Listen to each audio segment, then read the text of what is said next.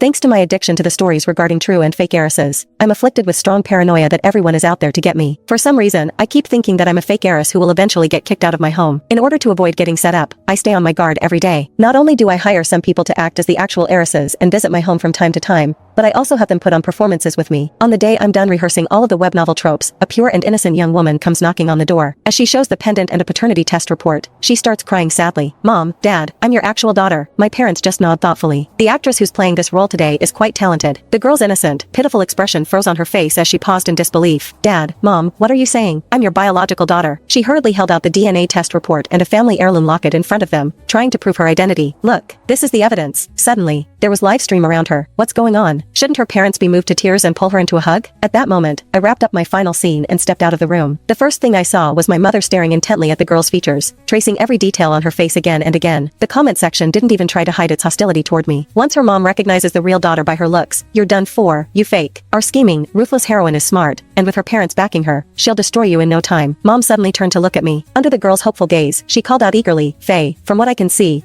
this girl has the best acting skills and is the most dedicated." She even prepared her own props. You won't go wrong partnering with her. The girl glanced at them, then down at the items in her own hands. Her expression darkened instantly. I cleared my throat, feeling a little awkward. "Mom, I don't think she's one of the actresses I brought in." That caught both my parents off guard as they sat on the couch. "What? She's not? Then, who is she?" With everyone's attention suddenly focused on her, the girl grew agitated. She threw herself at my parents' feet and sobbed, "Dad, Mom, I finally found you. Even though I've suffered all these years, struggling just to get by and barely having enough to eat, it was all worth it. Our family is finally reunited." Excitement surged through the comments again. Here it is, the classic recognition scene. The female lead is so pitiful. She's maxing out her parents' sympathy instantly. I can't wait for the parents to take it out on the fake daughter. She's been living in someone else's place all these years. The girl wiped her tears and looked up expectantly, but my parents remained oddly calm, even a little awkward. Dad looked especially uncomfortable and turned his face away. "Miss, calm down for a moment." The girl looked completely baffled, unable to understand why things were unfolding this way. I took it all in and nearly failed to hold back my laughter. Over the years, I had hired no fewer than 100 actors, running through thousands of familiar fiction cliches. The recognition plot alone had been staged nearly 100 times. The first time they saw it, my parents were so moved they cried, wishing they could give their hearts to the real daughter. The second time, they felt deep regret and swore to make it up to their biological child. By the 99th time, all that remained on their faces was numbness. They even begged me in their dreams to switch to a different storyline. Since it involved questions of parentage, my parents immediately called in professionals to run a full paternity verification process. The girl's name was Tanya Lockman. It turned out she truly was their biological daughter who had been switched at birth by a nurse. After the truth was verified, my parents clustered around her anxiously and instructed the staff to set up a room for her. Tanya saw that I hadn't moved from my spot. She made a show of rubbing her eyes until they turned red. "Faye grew up by your side, living in luxury and receiving the best education. I'm just a plain, shabby country girl. How could I possibly deserve to live in the same